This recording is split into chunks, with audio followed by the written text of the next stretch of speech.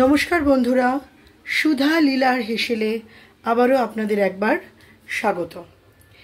আচ্ছা, আজকে যে রান্নাটা আমি দেখাবো সেটা ভীষণ ভীষণ একটা সুস্বাদু রান্না।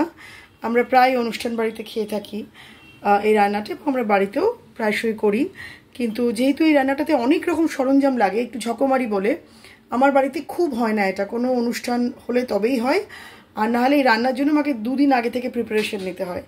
ঠিক বিরিয়ানি করলে বা কোরমা করলে যতটা প্রিপারেশন নিতে হয়, এই রান্নাটা করলেও আমাকে ঠিক ততটাই প্রিপারেশন নিতে হয়, কারণ অনেকগুলো জিনিস লাগে বলে। তো রান্নাটার নাম মোটামুটি আপনার সবজি দেখে বোধহয় আপনারা যারা রান্না টান্না করেন আশা করতে পেরেছেন, নবরত্ন কোরমা। তা নবরত্ন কোরমা দুরকমভাবে হয়, একটা হয় নিরামিষভাবে আর একটা হয় আমিষভাবে। তো নিরামিষভাবে হওয়ার জন্য যতগুলো সবজি লাগবে আমার কাছে নেই বলেই আমাকে বাধ্য হলাম আমি আমিষভাবে দেখাতে, মানে পেঁয়াজ টিয়াজ দিয়ে দেখাতে। নবরত্ন কোরমাতে 9 ধরনের সবজি লাগে বা 9 ধরনের উপকরণ লাগে, তাই জন্যই তার নাম নবরত্ন কোরমা। তো আমি এখানে কি কি সবজি নিয়েছি আপনাদের দেখিয়ে দিই। গাজর নিয়েছি, ফুলকপি নিয়েছি, বিনস নিয়েছি, আলু নিয়েছি, আমি হলুদ ক্যাপসিকাম নিয়েছি, লাল ক্যাপসিকাম নিয়েছি, সবুজ ক্যাপসিকাম নিয়েছি, পেঁয়াজ নিয়েছি, আর নিয়েছি পনির। এইগুলো হলো আমার নবরত্ন কোরমায় 9টা জিনিস। দেখুন কাউন্ট করে 9টা হয়ে গেছে। যদি ধরুন আমি একটা স্কিপ করতাম, আমি ভুট্টা দিয়ে দিতে পারতাম, কর্ন, সুইট কর্ন দিলে হয়ে যেত। বা ধরুন যদি আমার কাছে মটরশুঁটি থাকতো তাহলে আমি সেটাও দিয়ে দিতে পারতাম। মানে টোটাল আমার 9টা জিনিস লাগবে এই নবরত্ন কোরমা করতে। তো এটা গেল তো ভেজিটেবলসের দিক, কি কি আমার লাগছে 9টা জিনিস উপকরণ। এবার চলে আসলাম মশলাতে। এই নবরত্ন কোরমাতে যেটা মেইন লাগে সেটা হচ্ছে কাজু বাদাম, আলমন্ড বাদাম আর কিশমিশ। এটা আমি ভিজিয়ে রেখেছি, আমার এটা অন্তত 1 ঘন্টা মতো ভিজতে লাগবে। আমার লাগবে কস্তুরি মেথি, সেই জন্য কস্তুরি মেথি আমি রেখে দিয়েছি। আমার লাগবে ফোড়নের সাজিরা, এটা কিন্তু এমনি জিরা না, এটা সাজিরা। আর লাগবে পোস্ত বাটা, আমি পোস্তটাও ভিজিয়ে রেখেছি, বাটবো। আর আরেকটা জিনিস আমাকে ড্রাই রোস্ট করে নিতে হবে, সেটা হচ্ছে এই মশলাগুলো।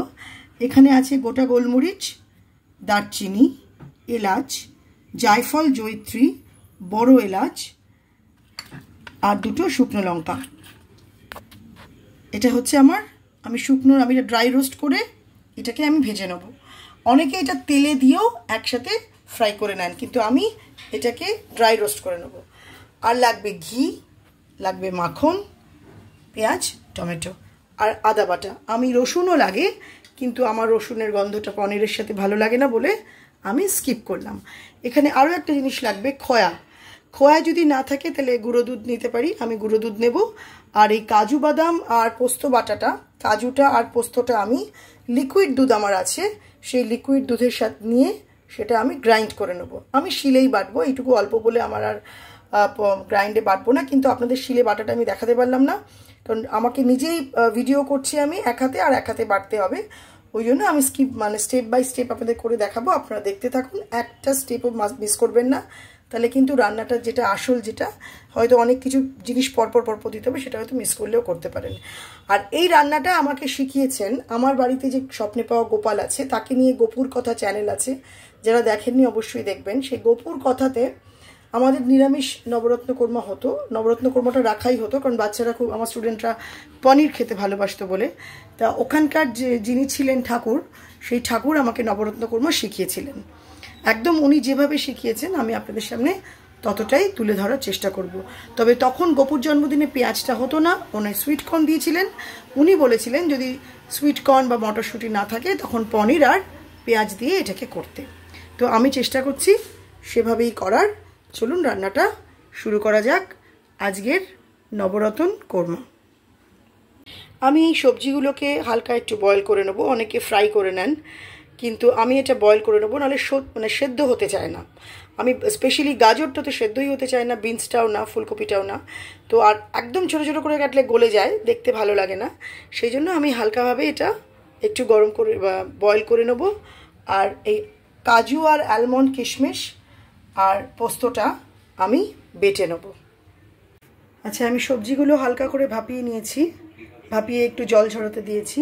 খালি এই লাল নীল সবুজ ক্যাপসিকাম এগুলো কিন্তু আমি ভাপাইনি, এগুলো ভাজা হবে, ঠিক আছে, মানে মশলা দিয়ে। পেঁয়াজটাও করিনি, শুধুমাত্র যেগুলো সেদ্ধ হতে সময় লাগে গাজর, বিনস, আলু আর ফুলকপি সেগুলো আমি ভাপিয়ে নিয়েছি অল্প গরম জলে। এবারে যেটা বলেছিলাম আমাকে কিছু শুকনো মশলা ড্রাই করতে হবে, 2টো শুকনো লঙ্কা, দেখে নিন আমি মশলাগুলো দিচ্ছি।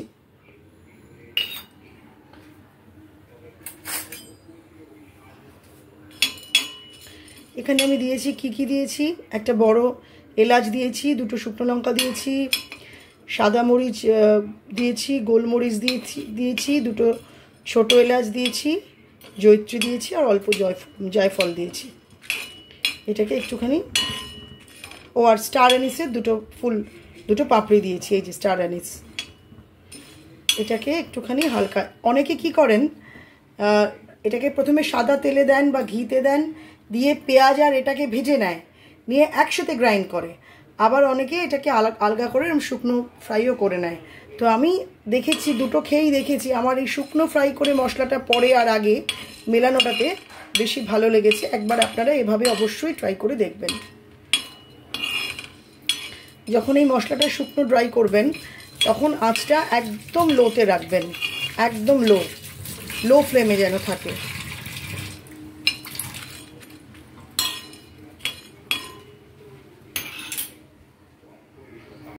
আমার সবজিটাও সেদ্ধ হয়ে গেছে আর মশলাটাকেও আমি পিষে নিয়েছি আমার এই যে হামামদিস্তাতে করে, ড্রাই রোস্ট করে পুরো যতটা পেরেছি মিহি করেছি, আর অতটা মিহি করার দরকার নেই। আচ্ছা, এবারে আমি কড়াটা গরম হয়ে গেছে, আবার আমি এখানে বাটার দেবো, মাখন আপনাদের যে বলেছিলাম। আমি আরও 1টা কিউব মাখন দেবো।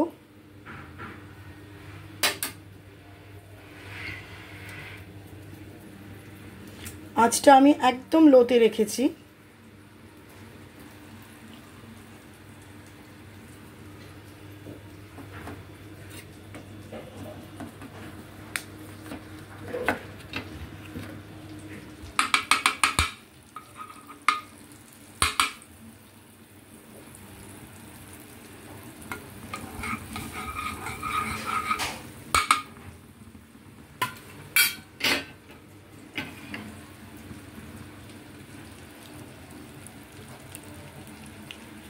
মাখনটা আটকে আছে পুরো, ওই জন্যই আমাকে হাতটা লাগাতে হলো। আমি গলিয়ে রাখতে ভুলে গেছি মাখনটাকে। আচ্ছা, এবারে যেটা করব,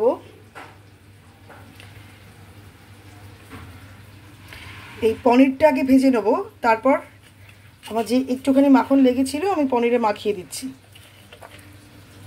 আঙুলে আমার কিছু পনির লেগেছিল, সেটা আমি লাগিয়ে দিলাম।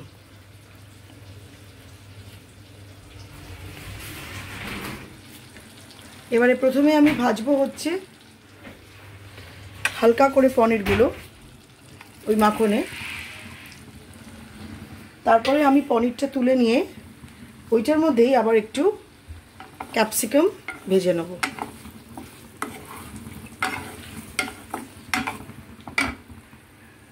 পনিরগুলো ঠিক ওভাবে দেখুন, এরকমভাবে ব্রাউন করে হালকা একটু ভেজে তুলে নিতে হবে। পুরোটা অনেকক্ষণ ধরে ভাজবেন না, ছিবড়ে হয়ে যাবে। জাস্ট একটু হালকা এরকম একটু কালার হলে ভেজে নেবেন, মাখনের গন্ধটা যাতে লেগে থাকে। এবারে ওই যে ক্যাপসিকামগুলো ছিল ওই মাখনের মধ্যেই লাল, হলুদ আর সবুজ ক্যাপসিকামগুলো আমি একটু হালকা ফ্রাই করে নেব।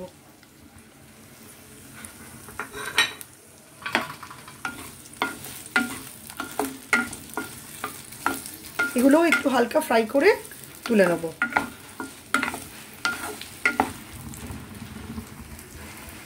পনিরগুলো একটু এরকমভাবে ভেজে নিতে হবে, একটু হালকা লাইট ব্রাউন মতো আসবে।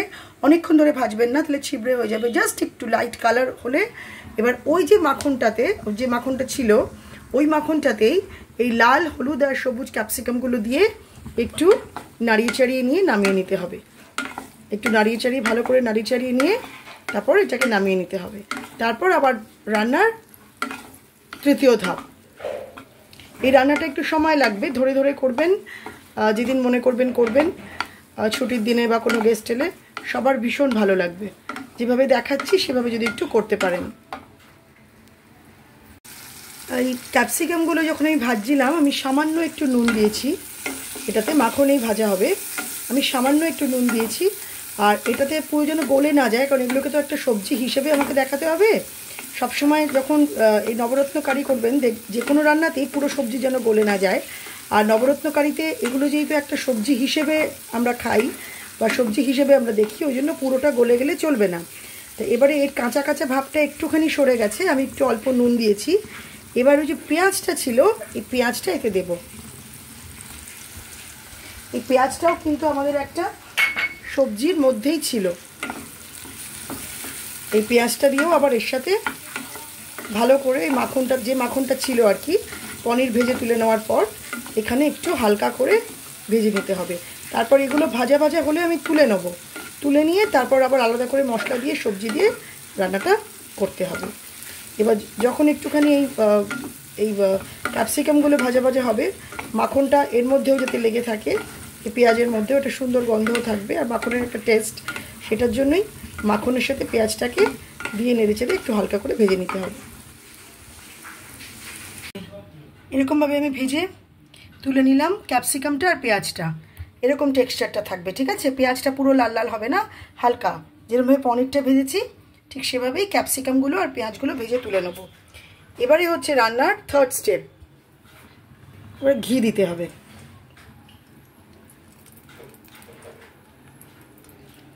আঁচটা আমি একদম লোতে রেখেছিলাম, আঁচটা আমি একটু বাড়িয়ে দিলাম।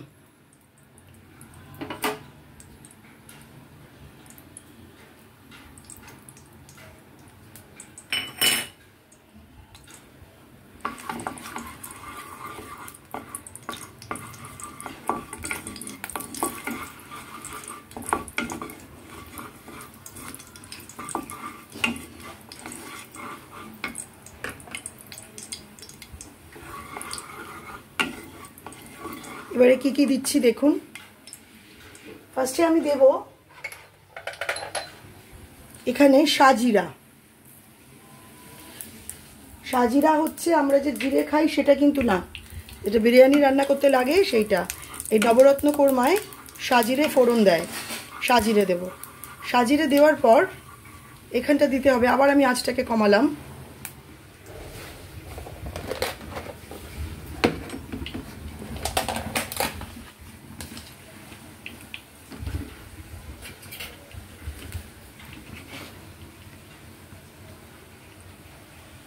পেঁয়াজ বাটা,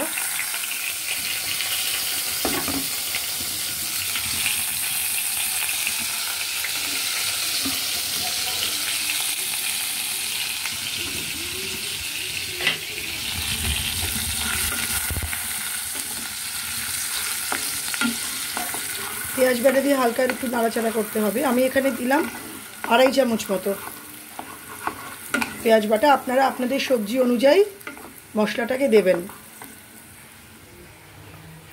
আমার মনে হচ্ছে আর একটু পেঁয়াজ বাটা লাগবে।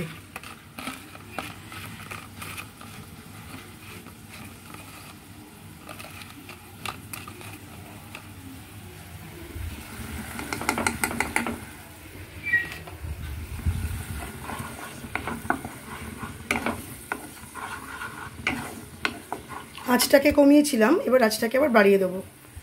পেঁয়াজ বাটার সাথে যখন পেঁয়াজটা একটু ভাজা ভাজা হয়ে যাবে, তারপর আমি তখন এতে দেবো টমেটো আর ভাজা মশলাটা, তারপরে আমি দেব সবজিগুলো। পেঁয়াজটা আগে একটু লাল লাল করে ভাজতে হবে। পেঁয়াজটা অনেকটাই ভাজা হয়ে গেছে। আমি পেঁয়াজটা যখন ভাজা হয়ে গেছিলো, আমি এতে 1 চামচ আর 1/2 চামচ আদা বাটা দিয়েছি। পেঁয়াজের সাথে আদা বাটাটাও দিয়েছি। আমি রসুনটা দিইনি, আমি আগেই বলেছিলাম রসুনটা আমি স্কিপ করব, আপনারা চাইলে রসুন দিতে পারেন।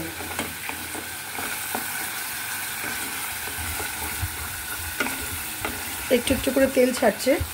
এবার আমি এতে টমেটোটা দিয়ে দেবো।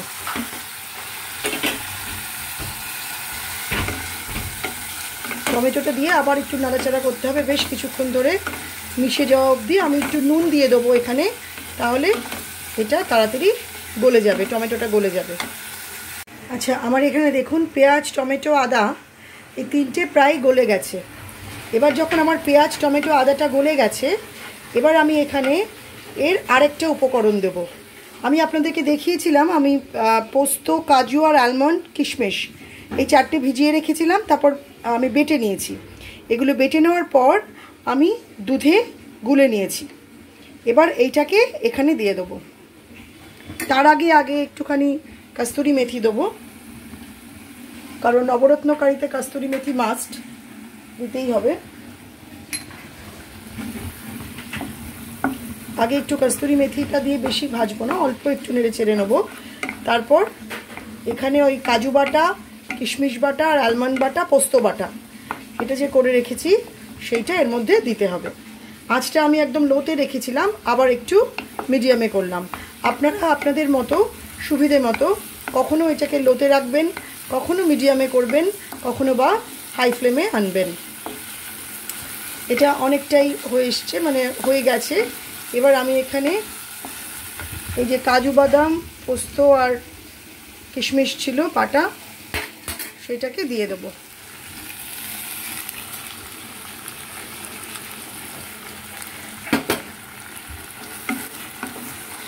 দিয়ে এটাকে ভালো করে একটু মিক্স করতে হবে।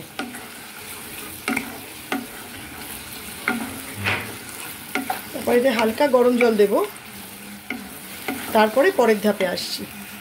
যখন এরকম হবে তখন আমি আবার একটু গরম জলের মধ্যে বা দুধটা অল্প একটু গুলেছি, একটু লাম্প মতো হয়ে আছে। এটা গুঁড়ো দুধ, মানে খয়া ক্ষীর দিতে হয়। খয়া ক্ষীর না থাকলে আপনারা গুঁড়ো দুধ দিতে পারেন। এটাকে আমি ভালো করে গুলে নেব। আর এই যে গুঁড়ো মশলাটা আমি করে রেখেছিলাম, ভাজা মশলা, এখন আমাকে কিছুটা ভাজা মশলা দিতে হবে, তারপরে আবার কিছুটা ভাজা মশলা দিতে হবে।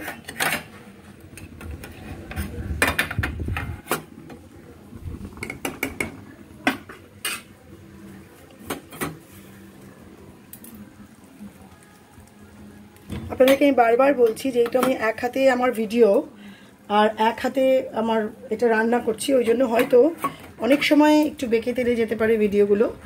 একটুখানি আপনারা আমার সাথে অ্যাডজাস্ট করবেন প্লিজ। কিন্তু রান্নার প্রসিডিওর যেরম একদম পুরো আমি অথেন্টিকভাবেই রান্নাটা দেখাই।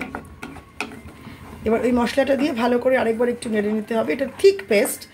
এবার ওই যেটা আমার খয়া ক্ষীরের দিয়ে জলটা না যদি থাকে, উনি বলেছিলেন মিল্ক পাউডার দিয়ে জলটাকে গুলে নিতে, এমনি জল দিতে না। আমি নুন মিষ্টি এখনো দিইনি, নুন অল্প অল্প করে দিয়েছিলাম, খালি যখন ওই পেঁয়াজ বাটা, আদা বাটা যখন গরম হচ্ছিল তখন শুধু দিয়েছিলাম।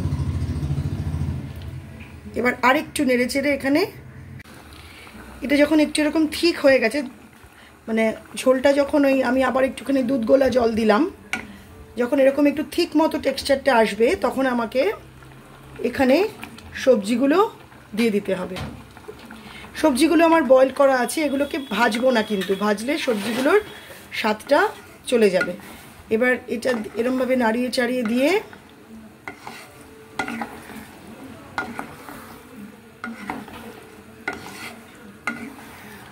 একটু ভালো করে নাড়াতে চাড়াতে হবে। এবার নুন মিষ্টি দেবো এই লটটাতে। বাকি যে আমার এই দুধটা ছিল, মিল্ক পাউডারের গোলা দুধটা, সেটা দিয়ে দিতে হবে। এমনি জল এটাতে দেবেন না। নবরত্ন কারিতে কিন্তু এমনি জল দিলে তার টেস্ট পুরো মাটি হয়ে যায়।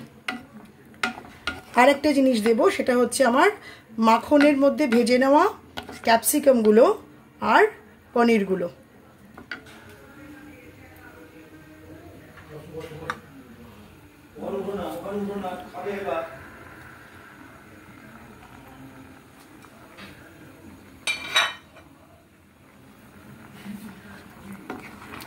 একটা একটা করে সবগুলো দিয়ে খুব ভালো করে নাড়িয়ে চাড়িয়ে নিতে হবে, যাতে মশলার সাথে প্রত্যেকটা সবজি একদম মিশে যায়। আঁচটা আবার লোতে করে দেবেন। আর দিতে হবে পনিরটা।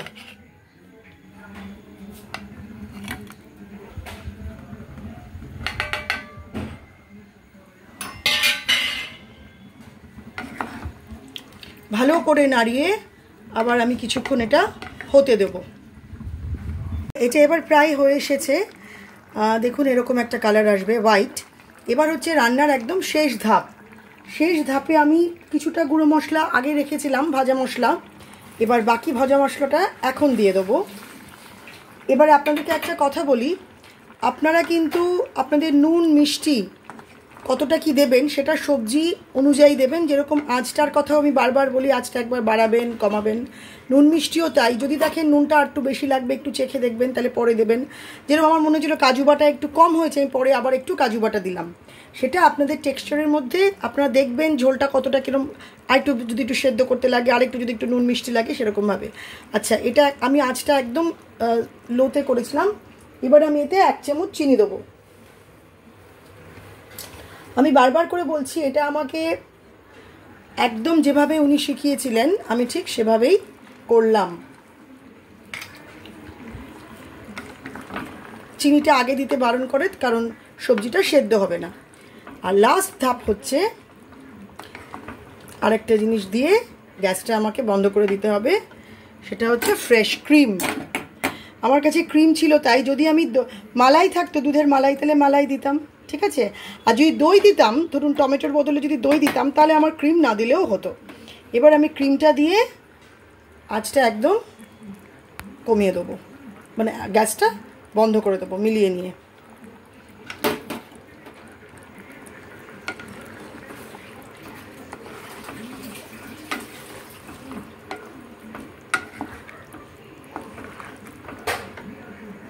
আমাদের নবরত্ন কারি কমপ্লিট।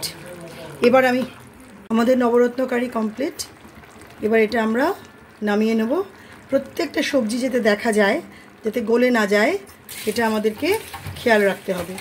আর খুব সুন্দর একটা গন্ধ বেরোবে, আর কালারটা অনেকটা এরকমভাবে আসবে। দেখুন, অনেকেই অনেক রকমভাবে করেন, তো আপনারা এটা একবার অবশ্যই ট্রাই করে দেখবেন। আমি ঠিক যেভাবে বলেছি, যেই উপকরণ দিয়েছি এবং যেরকমভাবে করেছি, একবার করে খাবেন, দেখবেন অপূর্ব লাগবে এর স্বাদ। কারণ এটা কিন্তু একদম অনুষ্ঠান বাড়ির নবরত্ন কারি, আর এটা আমাকে রান্নার ঠাকুর তিনিই শিখিয়েছেন। অবশ্যই একবার ট্রাই করবেন এটা। গরম ভাত না, ফ্রাইড রাইস, পরোটা বা রুটি, প্রত্যেকের সাথেই অপূর্ব লাগবে খেতে।